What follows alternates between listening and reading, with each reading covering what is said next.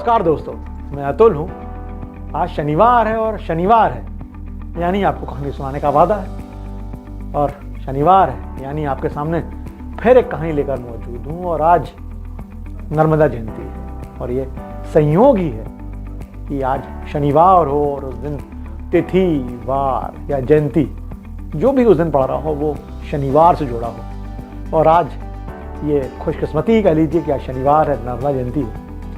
तो काफ़ी सर्च किया, सोचा कि यार मैंने कहा नर्मदा जयंती से अच्छा कुछ है नहीं। खुद नर्मदा किनारे वाला हूँ तो आज नर्मदा की ही कहानी है। माँ नर्मदा का ही कुछ उल्लेख है। मध्य प्रदेश से ही हूँ, छोरा नर्मदा किनारे वाला ही हूँ, वहीं पला बढ़ा हूँ। और बात करें तो नर्मदा का महात्म कुछ इस तरह का है कि पूरे मध्य प्रदेश क्या पूरे देश भर में बिखरा है। और मध्य प्रदेश वालों की बात ही क्या, मध्य प्रदेश वालों की तो रगों में नर्मदा दौड़ती हैं जैसे। और नर्मदा तट पर रहने वालों के लिए तो बहुत ही खास हो जाती हैं। और नर्मदा किनारे के जो लोग हैं वो उन्हें नर्मदा नहीं कहते, वो नर्मदा जी कहते हैं, नर्मदे यार। तो आज की कहानी को मैंने नाम दिया है नर्मदा की जुदा राह।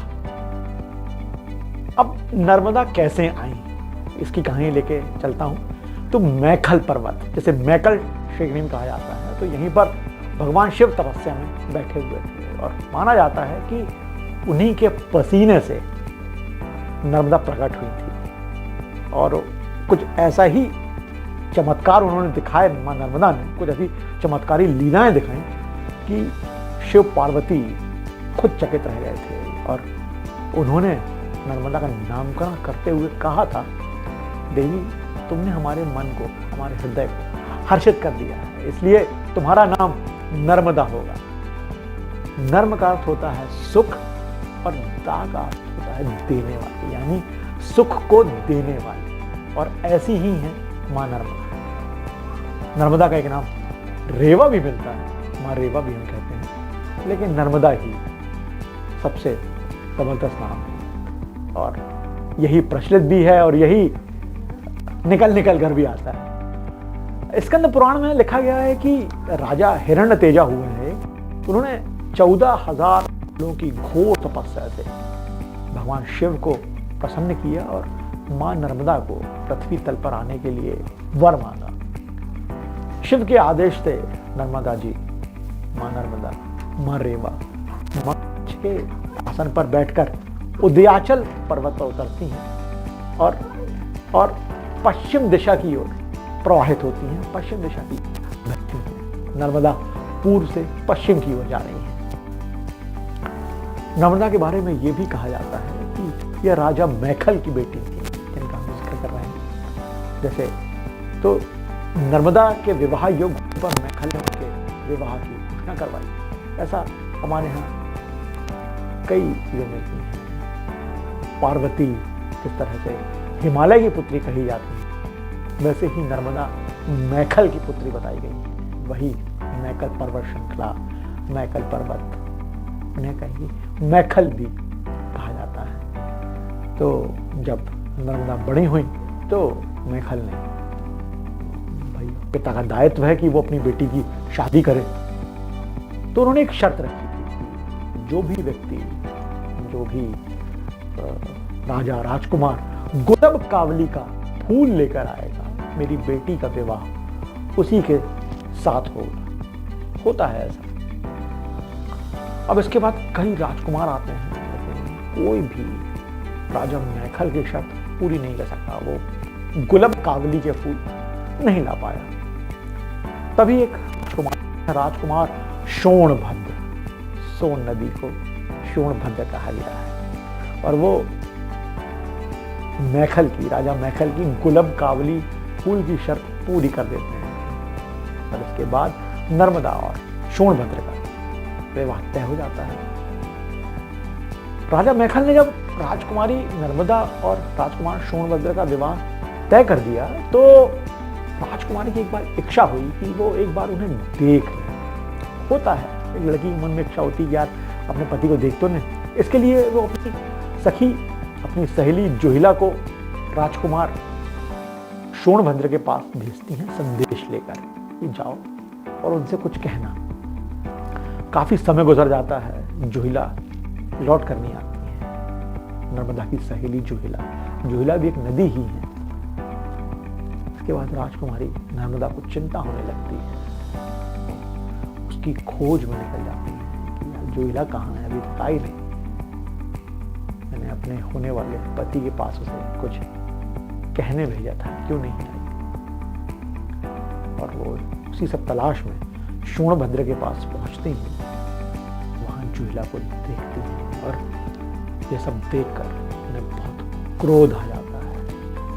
उसके बाद वो विपरीत दिशा में, उल्टी दिशा में चल पड़ती है और आजीवन कुंवारी रहने का, शादी न करने का, अविवाहित रहने का प्रण ले लेती है।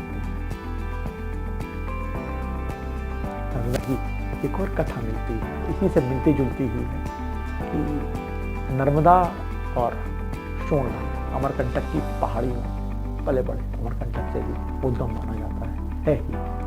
तो यहीं पर दोनों साथ पले बढ़े। जब दोनों किशोरावस्था में पहुंचे तो दोनों के बीच प्रेम पनप गया।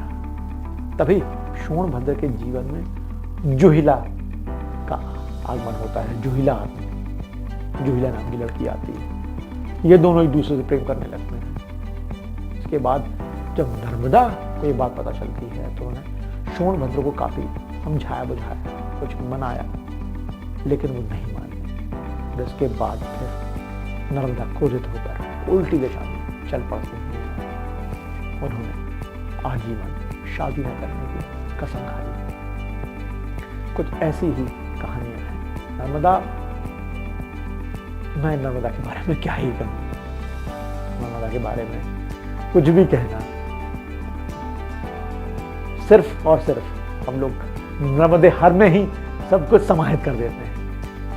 नर्मदा मध्य प्रदेश की जीवन रेखा कही जाती है। मैकल पर्वत से उत्पत्ति होती है, अमरकंटक से। सबसे बड़ी बात, ये पूर्व से पश्चिम की ओर बहती हैं, खंबाती खाड़ी में गिरती हैं। सिर्फ दो ही नदियां हैं जो पूर्व से पश्चिम बह रही हैं, नर्मदा और ताप्ती।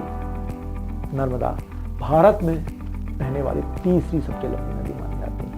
नर्मदा की लंबाई 1312 किलोमीटर है, मतलब 1312 किलोमीटर बहती हैं। ग्रंथों में उनकी उत्पत्ति, उनकी महत्ता का बहुत सारा वर्णन मिलता है।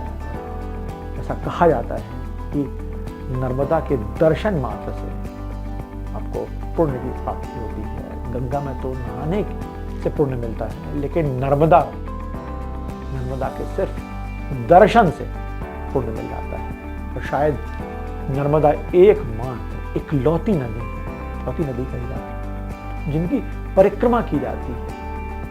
पुराणों में भी यही मिलता है कि गंगा स्नान से जो फल नहीं मिलता, या जो फल गंगा स्नान से मिलता है और हम लोग गंगा स्नान करने जाते हैं, वो फल सिर्फ नर्मदा के दर्शन से ही प्राप्त हो जाता है।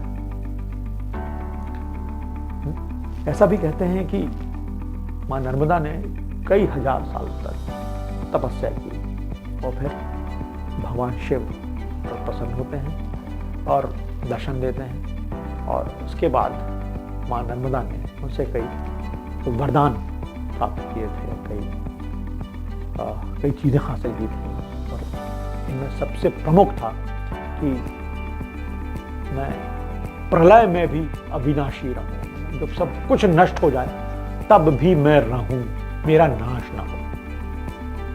विश्व में मैं एकमात्र पाप नाशिनी के रूप में जानी जाऊं और नर्मदा में पाए जाने वाला हर पत्थर, हर पाषाण शिवलिंग हो।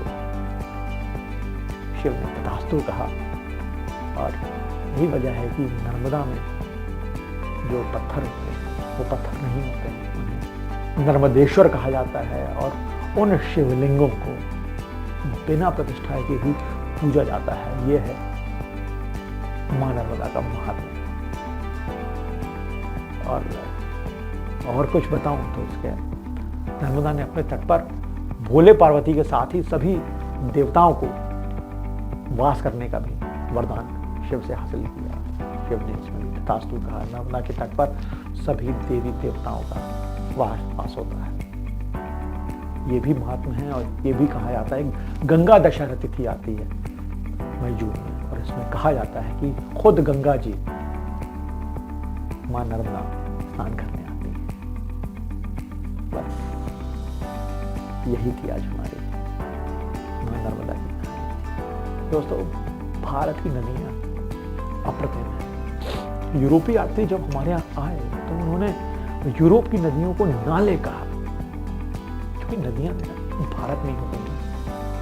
नदियां मतलब एक छोर से दूसरा छोर, अथाह जलराशि को समेटे हुए।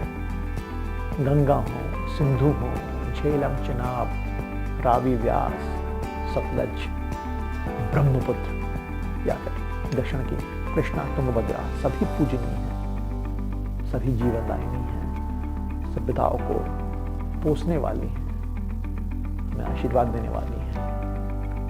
हम ईश्वर की खोज में क्या क्या नहीं करते, कहां कहां नहीं जाते, क्या कुछ नहीं कर डालते, लेकिन ईश्वर ने खुद को प्रतीकों में, प्रकृति में बसा दिया है। ईश्वर खुद को प्रकट नहीं करता, लेकिन बस प्रकृति में खुद को प्रकट करता है।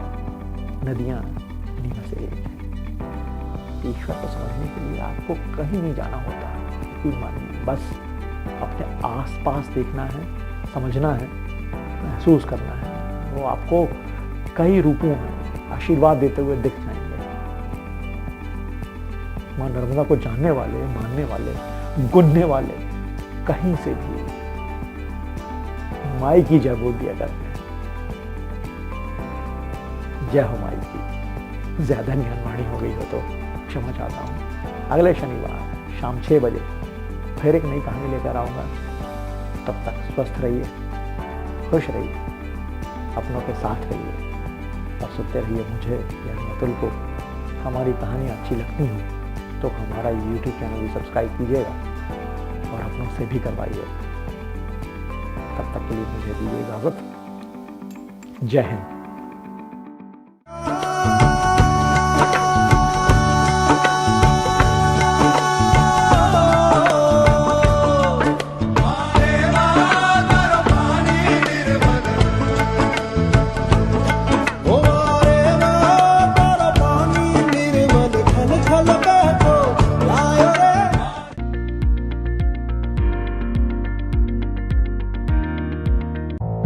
Thank you.